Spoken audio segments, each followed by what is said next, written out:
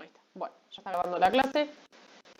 Es un poquito larga, la verdad que les va a gustar porque es algo que se conoce en todo el mundo, el ibuprofeno, el paracetamol, los glucocorticoides, los han escuchado muchas veces, algunos que trabajan acá en hospitales los han dado muchas veces también, así que nada, vamos de a poco, las dudas que tengan ya saben, me van preguntando, y recuerden que esto es dolor 2, ¿sí? Primero empezamos con opioides, aunque generalmente siempre se empieza con AINES y glucocorticoides, pero bueno, mejor que ahora puedo estar hablando con ustedes y no sea un video, así se sacan todas las dudas.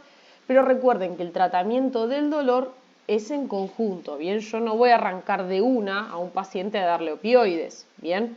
Arranco con estos fármacos, especialmente con AINES. Y después, porque está tentando.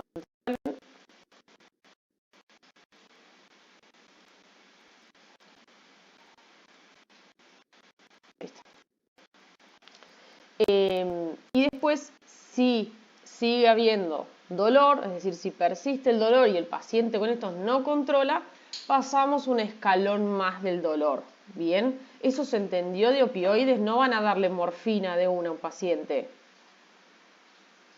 Sí, se entendió. Bien. Entonces, primero arrancamos, es más, a ustedes les duele un poco la cabeza y no arrancan con morfina o con metadona, ¿sí? Arrancan por un paracetamol, un ibuprofeno, lo que tengan en sus casas, ¿sí? Esto, bueno, es lo mismo, obviamente, que lo que nosotros siempre tenemos que repetir, que la automedicación está mal. Pero bueno, hay fármacos que son de venta libre y otros que no. Y de eso les voy a hablar un poquito también con respecto a lo de los opioides. Primero repasemos un poquito qué era el dolor, ¿sí? Recuerden que el dolor es algo subjetivo. Ustedes nunca van a poder medir objetivamente el dolor porque va a depender de cada paciente que ustedes tengan. Hay pacientes que tienen un umbral del dolor muy bajo y otros que tienen un umbral del dolor muy alto, ¿sí? Entonces, es una experiencia sensorial y emocional desagradable. En eso casi todos los pacientes coinciden en que no está bueno, ¿bien? Y lo asociamos generalmente a daño tisular, pero ese daño tisular puede ser visible, tipo a la simple vista. A ver, por ejemplo, que se cortó la pierna o que sea un daño tisular por dentro del órgano, ¿bien? Por dentro del cuerpo humano. Y teníamos dos tipos de dolor, el nociceptivo y el neuropático. Y por supuesto que si están en conjunto estos dos, hablamos de un dolor mixto. Si bien ya mucho no se habla de dolor nociceptivo y neuropático, porque generalmente si ustedes lesionan piel, tejido celular subcutáneo, etc., también lesionan un nervio, entonces también podría ser dolor neuropático. Pero bueno, sí es verdad que hay ciertas enfermedades que son de los nervios periféricos, bien, del sistema nervioso central periférico, que generan dolor y no hay ningún tipo de daño tisular, por ejemplo, en la piel. Bien, al mismo tiempo, un trauma, por ejemplo, empieza con un dolor nociceptivo y si hay lesión de nervios tenemos también un dolor neuropático, ¿bien? Pero el dolor neuropático va más que nada a esto, por ejemplo, la polineuropatía diabética, que está acá primero. Claro ejemplo, estos pacientes tienen un umbral del dolor tan diferente a los demás. Por eso, cuando se acuerdan que hablamos de cardiopatía isquémica, yo les decía que capaz un paciente diabético con un infarto agudo de miocardio no lo siente porque su umbral del dolor es mucho más alto porque tiene debilitados los nervios a nivel periférico. Entonces no es lo mismo como yo voy a percibir un infarto, que va a ser con un gran dolor, creo yo, a que una persona diabética que tiene los nervios en rangos generales, ¿no? Deteriorados. Lo mismo un anciano. Otras patologías también, yo para no meterme con tantas. ¿Se entiende eso? Recuerden que... ¿Neurológicas? ¿Cómo? Sí, profe. ¿Las neurológicas también? Exactamente, sí. No. Obviamente no todas las patologías neurológicas. Una ACV es una patología neurológica y no da cambios en el tipo de dolor, acaso que te genere paraplegia de un lado entero. A lo que voy. Nervios periféricos. Acuérdense, el primer ejemplo, neuropatía diabética. Eso ustedes lo recontra tienen que tener en cuenta, porque si están atendiendo a un paciente que es diabético, capaz no les va a decir que les duele, como les dice otro paciente que no es diabético. Obviamente una diabetes avanzada y con mal tratamiento para llegar a una polineuropatía diabética es que el paciente nunca se controló, tuvo un muy mal tratamiento. Pero sí, ténganlo como dolor neuropático o hay ciertas patologías nerviosas que te generan más dolor del que tiene que haber. Y eso también se evalúa en un Como examen. por ejemplo, neuralgia del trigémino. eso genera muchísimo dolor. Muchísimo dolor, pero no es, digamos, a la palpación o al... Hay ciertas patologías neurológicas que vos tocas al paciente y ya le duele muchísimo. En cambio, la neuropatía del trigémino es verdad, pero es una irritación de ese mismo nervio. Ese mismo nervio. A lo que yo estaba diciendo era que si lo tocabas, pero está muy bien. La neuropatía del trigémino, si es que alguien tuvo acá, me dirá y me confirmará que duele muchísimo. Bien, y es verdad, eso es un tipo de dolor neuropático. ¿Sí? Nociceptivo, más fácil, un trauma. Y por último, acá dice un cáncer. O dependiendo qué cánceres que afecten, un cáncer pancreático, por ejemplo, después de que, generalmente cuando se agarra un cáncer pancreático ya está bastante avanzado, agarra el plexo solar, que es plexo nervioso, que está hacia posterior, y les duele muchísimo. Y esos pacientes con un ibuprofeno no hacemos nada, ya pasan a metadona y por último una morfina. Pero bueno, eso lo van a ir viendo dependiendo de cada paciente y obvio siempre con la prescripción médica. ¿Se acuerdan cómo podíamos medir el dolor? Dijimos que era subjetivo, pero bueno, yo tengo que saber de qué tanto le duele a ese paciente. ¿Se acuerdan qué forma se había? Del 0 al 10. Del 0 al 10. Y los niños con colores. Perfecto. Hola, profe. Sí, hola, ¿cómo andás? No sé si entró alguien. Que profe recién llegó. Ah, ¿cómo andás? ¿Todo bien? Bueno, les decía, lo que es los números, siempre tengan en cuenta que el 1 de un paciente no es el mismo que para otro paciente. Lo mismo el número 10. Entonces, siempre ustedes cuando van a preguntar eso le dicen, eligen si el 1 o el 0. El 1 es casi nada te duele y el 10 es el peor dolor que sentiste en tu vida. Bien, y ahí los pacientes te lo van a saber clasificar. Obvio que si te dicen un 5, ahí te quedas en el medio. Busquen un poquito más, pregúntenle qué sienten. Y los nenes es un poco más difícil decirles con números, entonces con los colores lo relaciono más. Obviamente que capaz un nene con los números también lo entiende. Bien, pero eso está bueno y obviamente no deja de ser algo subjetivo, pero ustedes pueden darse cuenta qué tanto le duele al paciente. Capaz están ante un paciente diabético que ya saben que con esa patología tendría que tener un dolor impresionante y le dicen, no, la verdad tengo un dolor 4. Bien, bueno, y ahí está. Este dibujito, que yo les dije que íbamos a ver los fármacos en base a la transmisión del dolor. Vuelvo a recordar, ahora que los tengo acá, lo que es una vía de conducción. La vía de conducción es un recorrido anatómico que tienen los nervios, ¿sí? Desde un punto hasta la corteza, en el caso de ser una vía sensitiva, y en caso de ser una vía motora, desde la corteza hacia afuera. ¿Qué quiero decir con esto?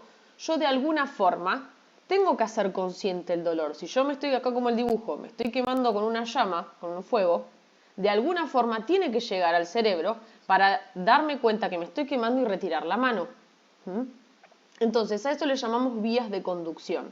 Recuerden que las vías de conducción sensitivas y sensoriales son aferentes, es decir, que entran, son ascendentes, también le pueden decir, y las vías motoras son descendentes o eferentes. Quiere decir que van desde la corteza, es decir, la corteza manda la señal y va por nervios hasta los músculos, como por ejemplo para mover la mano. ¿Sí? ¿Eso se entendió? Sí, profe. En el video anterior, bien, porque recuerden que la vía del dolor es ascendente, ¿sí? Y que cualquier alteración en alguno de esos puntos de relevo de la vía nerviosa me puede generar una alteración del dolor. Ejemplo, que estamos hablando de los diabéticos, tienen una alteración acá a nivel de la transducción o de la transmisión, porque hay lesión de nervios periféricos. Entonces, si yo no tengo el sustrato para mandar el impulso nervioso, nunca va a llegar a la médula. ¿Sí? Bien. Entonces, ya vimos que a nivel de la vía que pasa del tálamo a la corteza es la percepción y acá usábamos los opioides. Yo nombré muchos más, que esos los vamos a ver después, no van al dolor. ¿Sí? Pero muchos son anestésicos, anestésicos generales, anestésicos locales. ¿Bien? Y dentro de eso también tenemos los opioides. El alcohol, ojo, también. Y también hay para tratamiento psiquiátrico, que eso lo vamos a ver más adelante. Ahora nos quedamos solo en glucocorticoides y AINES, que es a nivel de la transducción. Es decir, el primer paso del dolor. Yo me quemo o me lastimo o lo que fuese y en ese momento se liberan un montón de mediadores químicos que los glucocorticoides y los AINES van a ir a atacar ahí para evitar que continúe la vía del dolor, ¿sí? Entonces, esto que yo no se los mencioné, los opioides, y es súper importante y más que nada para su práctica, es que se acuerdan de los escalones del dolor. El escalón 1 es dolor leve y que controlan esos pacientes con un AINE o un coadyuvante. Dolor moderado, coadyuvante, dígase, hay inflamación, le di hielo, tiene una contractura muscular, le di una bolsita de agua caliente. Esos son coadyuvantes, cosas que ayudan al tratamiento general, ¿sí? Si el paciente con un AINE no controla, podemos pasar, obviamente esto con control médico, a un dolor moderado, y ya acá podemos empezar a usar opioides débiles, un AINE, siempre se usan los del escalón anterior, y un coadyuvante. Y por último, llegamos a un dolor severo, y ahí ya tenemos que utilizar opioides potentes. ¿Qué es lo que ustedes tienen que saber? Es que tanto los opioides débiles como los opioides fuertes o potentes son medicamentos bajo recetario oficial por triplicado. Es decir, que un paciente no puede comprar morfina con una orden médica sola o porque sí ir a la farmacia, hola, me das morfina. Bien, ahora. La boleta rosa. ¿Cómo? Una boleta rosa y la receta. Exactamente, la famosa boleta rosa, ¿sí? Y que a su vez no todos los médicos o médicas tienen acceso a esas boletas. Obviamente tiene que estar certificado. Recuerden que no puede venir un paciente. Los neurólogos y neurocirujanos tienen la receta rosa, ¿sí? Entonces recuerden que no puede venir un paciente a decirles me tiene que inyectar morfina porque sí. Porque hablamos de los grandes efectos adversos como por ejemplo depresión respiratoria tienen los opioides. Así que ojo. Y después tenemos los AINES, que son el ibuprofeno, el ketorolac, etcétera, que también deberían ser bajo recetario, pero bueno, son de venta libre, el ibuprofeno es de venta libre. Bien, pero recuerden, los opioides, los que vimos la clase pasada, siempre son bajo recetario por triplicado. Y después, por ejemplo, los fármacos psiquiátricos o los ansiolíticos, etcétera, son por duplicado. Que ya igual lo vamos a ver. Estos son 3 veces hay que hacer una receta y como dijo creo que Cris, receta rosa. Bien, bueno. Empecemos con AINES y paracetamol. Recuerden, y ahora lo vamos a ver por qué, el paracetamol no está dentro de AINES, ¿sí? AINES, ¿qué significa? Antiinflamatorios no esteroideos. ¿Qué es lo que hacen los AINES? Y después vemos qué hace el paracetamol. Lo que hacen es inhibir la vía del ácido araquidónico. Recuerden, volviendo a esta diapo, que en la transducción se liberan un montón de prostaglandinas y leucotrienos, que se acuerdan que yo se los mencioné y les dije que se acuerden que era súper importante en el power de opioides.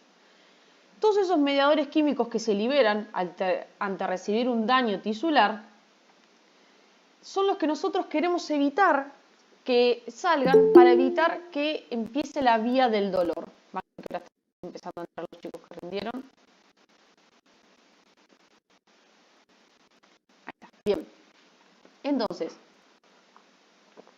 ¿cómo hacemos? Inhibimos la vía del ácido araquidónico. Lo que pasa es que el ácido araquidónico se divide en 2 vías a su vez, la de la COX-1 y de la COX-2, que no se tienen que aprender de memoria la vía del ácido araquidónico, porque no tiene sentido para mí que la sepan. Sí, que existe y sí se... Buen día, profe. Buen día, ¿cómo andás?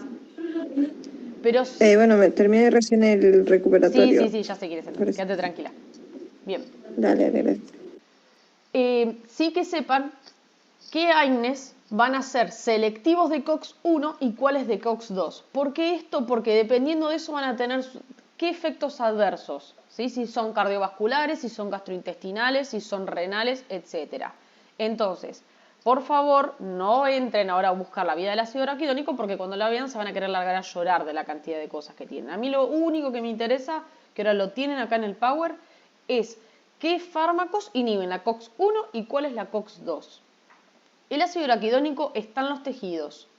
Cuando hay un estímulo externo que daña el tejido, empieza, como les dije, una liberación de mediadores, entre ellos el ácido araquidónico, que con la inflamación empieza su vía a dividirse en COX-1 y COX-2, que a su vez estas dos van a dar ciertos sustratos, como por ejemplo prostaglandinas, tromboxanos.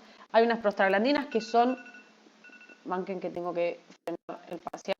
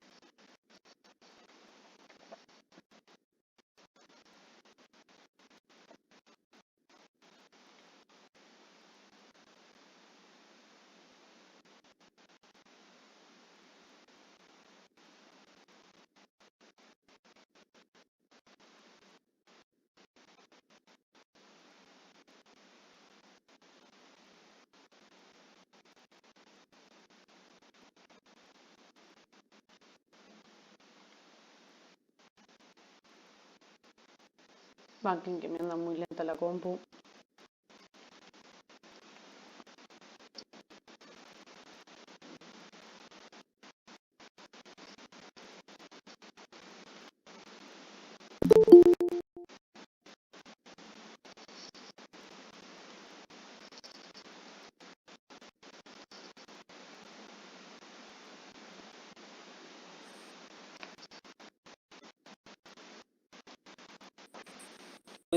¿Qué tal? ¿Cómo andás? Sí. Natalia, bien. Tranqui, no, les tomo al final de la clase, así traban todos. Denme 2 segundos, no me carga la copa. Bien. ¿Cómo te fue? Me saqué un 9, porque creo que una la forma. ¿Pero te mostró la puntuación? No, mentira. Ah, no, para ver si ya les había mostrado. Bueno. Ahora cuando termine la clase de los parciales intento subir las notas, así que tranquilos. Buenísimo. No, por favor. Ay, Dios, qué lento. Listo, ahí está. Bueno, vuelvo al PowerPoint. Banquen que están bombardeando los que terminaron recién.